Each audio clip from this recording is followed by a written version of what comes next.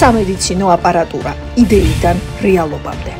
თემა არის ძალიან რთული, ძალიან დიდი. მომწიფდა სიტუაცია იმისთვის, რომ ამ თემებზე უფრო მეტი ვისაუბროთ. არ არის სახარბიელო მდგომარეობა, სწორედაც უსაფრთხო ექსპლუატაციის თვალსაზრისით. როცა ყველაფერი მშვიდად მიდის, რამდენად ხდება გეგმიურად ნამდვილად შემოწმება. აპარატურის ექსპლუატაცია, გამოწვევები და პრობლემები.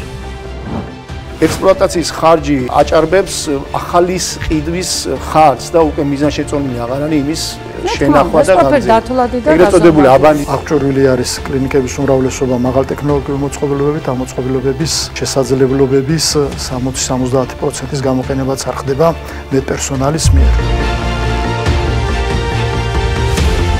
ინჟინერი წასულა კლინიკაში გამოძახებით, მივიდა რაღაც ერთ ღილაკს და აჭირა ხელი და მოგვარდა. რა თქმა უნდა, არსებობს ისეთი ჯანდაცვის სფეროში შეწონილი მოთხოვნები, რომელიც განაპირობებს და გარკვეულ წესებს ამყარებს ამ ტექნოლოგიების ექსპლუატაციასთან დაკავშირებით.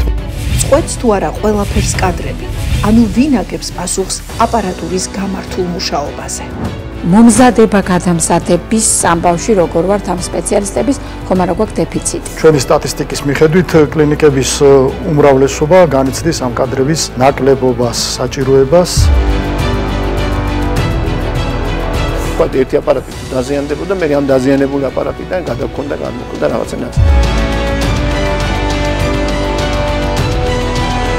დიდად მნიშვნელოვანი არის ესეთ საკითხებში ჩართული იყოს და გათვალისწინებული იქნას უშუალოდ მონაწილე პირთა, პროფესიონალთა მოსაზრებები.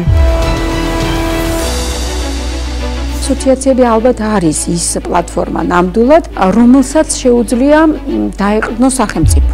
ნახეთ, სამედიცინო აპარატურის სპეციალისტები სტუმრად ეკასანიკიძესთან. მედიდეა, ხუთშაბათს, ტელეკომპანია პულსის საღამოს ეთერში.